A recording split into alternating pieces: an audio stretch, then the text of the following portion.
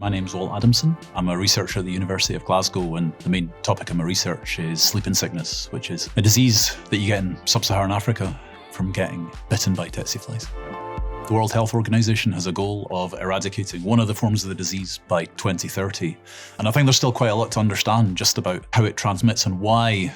One of the issues that we have with sleeping sickness is it tends to be in places that are really off the grid, communities that have, to be honest, not changed all that much for many, many years. There's lots of uncertainty about science, I would say, and sometimes people don't trust the medicine and don't trust the process of being diagnosed. So it's quite difficult to get over that barrier. And that fact basically is kind of at the heart of how this project and public engagement came about. The project's called Parasite Street Science. We wanted to have something that reflected that we were doing street theatre and talking about science in the streets, because I think it's possible that somebody would think of theatre as something that's on a stage and kind of removed from the audience, but we wanted to show that we were doing something a little bit more engaged with the audience. They have people, in some cases from the actual village that we went, who are up on stage with us, taking part, dressed as a scientist, dressed as a tsetse fly or something like that, joining in,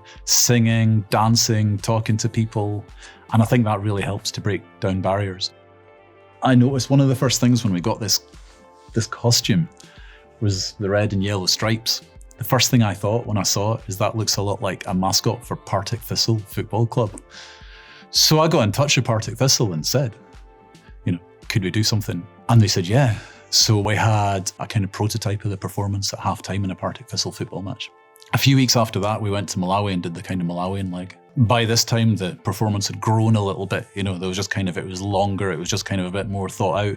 It probably had a bit more input as well from Malawian healthcare workers and people who'd had sleeping sickness. And we were getting pretty big crowds, maybe I would say over 1,000 people most days. And there'd be music, there'd be dancing, there'd be competitions. And then in amongst that, we had messages about sleeping sickness. It varied from place to place, with performance bands, for example, making up songs about sleeping sickness, healthcare workers giving talks. It was all kind of fun talks and that sort of thing. And then in amongst all that, we would have the actual performance where you had somebody dressed as a tsetse fly getting caught by scientists. And the results that we got from that were overwhelmingly positive. So, we were getting kind of 90+% of people saying nice things in general about it. I think talking to people about science is a really valuable skill, and I love it actually. I've never worked in public engagement to this level before, but I think it's probably been absolutely a highlight of my career.